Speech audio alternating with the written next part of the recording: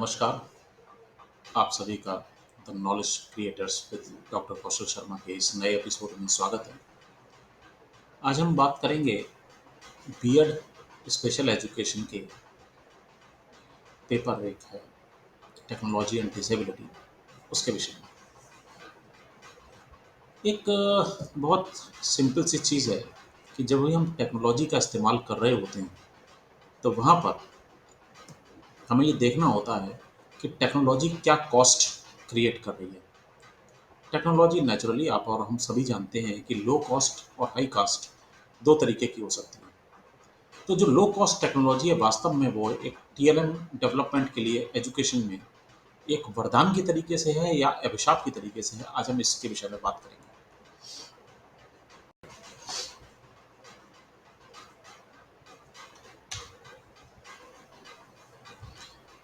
अल्प लागत प्रौद्योगिकी का उपयोग करके शिक्षण अध्ययन सामग्री का विकास किस तरीके से हो सकता है, इस पर बात कर रहे हैं।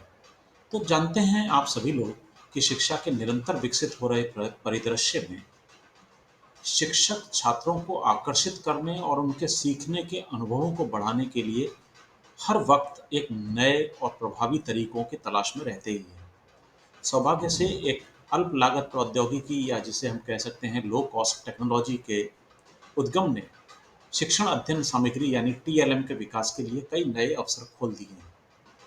यह एपिसोड टीएलएम विकास में अल्प लागत प्रौद्योगिकी के विभिन्न अनुप्रयोगों का अन्वेषण करेगा, जो विशेष रूप से संसाधन सीमित वातावरण यानी लिमिटेड रिसोर्सेस इन्वायरमेंट में शिक्षा में क्रांति लाने की इसकी क्षमता पर प्रकाश डालता है।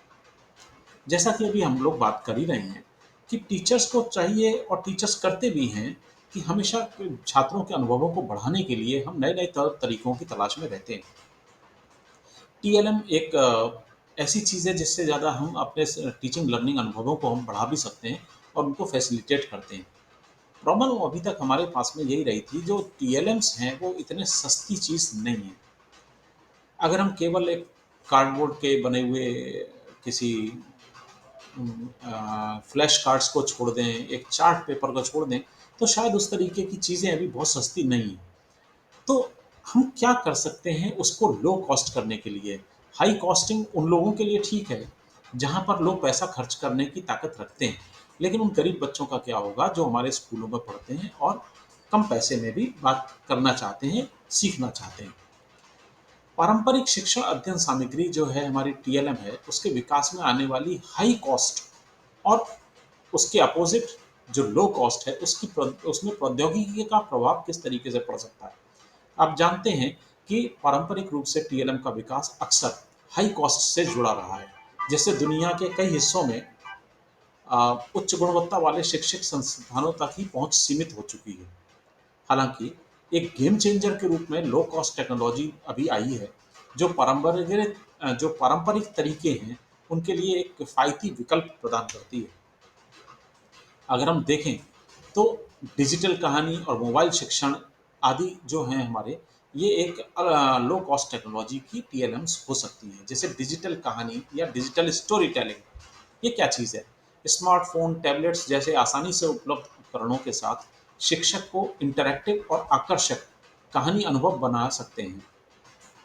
एक्सप्लेन एवरीथिंग और पावर टून जैसे apps animated videos, presentations, infographics की निर्माण की अनुमति भी देते हैं, जो छात्रों के लिए अमूर्त अवधारणाओं को, जो कॉन्क्रीट या जो एब्स्ट्रैक्ट टाइप की जो अवधारणाएं हैं, कॉन्सेप्ट हैं, उनको जीवंत बनाते हैं।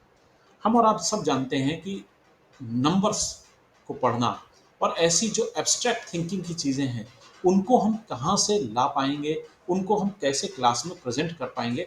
तो ये जो बताया कि एक्सप्लेन एवरीथिंग और पावर टून जैसे ऐप्स, ये इनमें एनिमेटेड वीडियोस हैं, प्रेजेंटेशंस हैं, इन्फोग्राफिक्स हैं।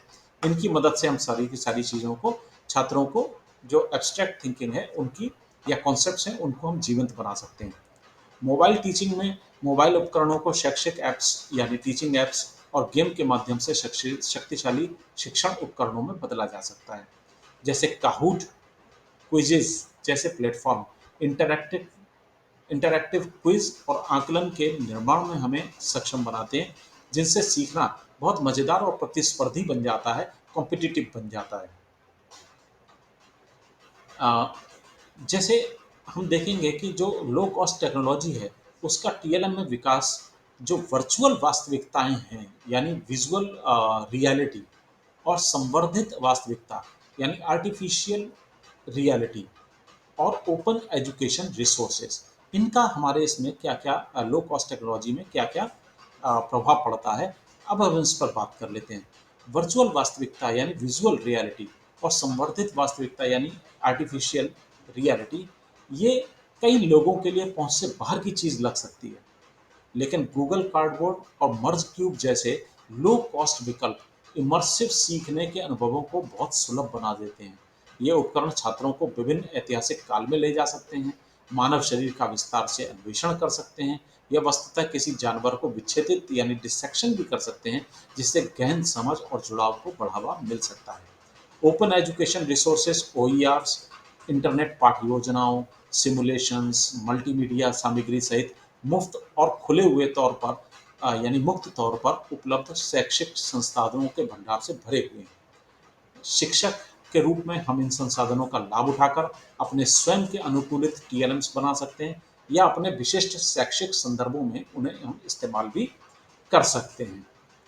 तो जब हम बात करते हैं शिक्षा की पहुंच की, उसकी रचनात्मकता की, उसके नवाचारों की, छात्रों से जुड़ावों की, सहयोग और साझाकरण की, तो हम देखते हैं कि शिक्षा में इन टीएलएम का जो लो कॉस्ट टीएलएम का उसका प्रभाव क्या पड़ता है, एडवांटेजेस उसके क्या-क्या हैं। पहली चीज़ शिक्षा की पहुँच यानी एक्सेसिबिलिटी की अगर हम बात करें, तो वो सब तक हो जाती है। आसानी से उपलब्ध उपकरणों और संसाधनों का उपयोग करके दूरस्थ या संसाधन सीमित सेटिंग्स में शिक्षक उच्च गुणवत्ता पर टीएलएम बना सकते हैं, जिससे शिक्षा की समानता और पहुँच को बढ़ावा मिल सकता है। वो समय और था कि जब हमारे पास मोबाइल्स और कंप्यूटर्स बड़ी दूर की कौड़ी लगते थे, लेकिन आज तो हमारे हाथों में ही कंप्यूटर घूम रहा है मोबाइल के तौर पर, और एक से एक बेहतरीन मोबाइल्स हमारे हाथ में हैं। हम उन मोबाइल्स का कैसे इस्तेमाल कर सकते हैं, लो कॉस्ट टेक्नोलॉजी का बेसिक उद्देश्य वही है।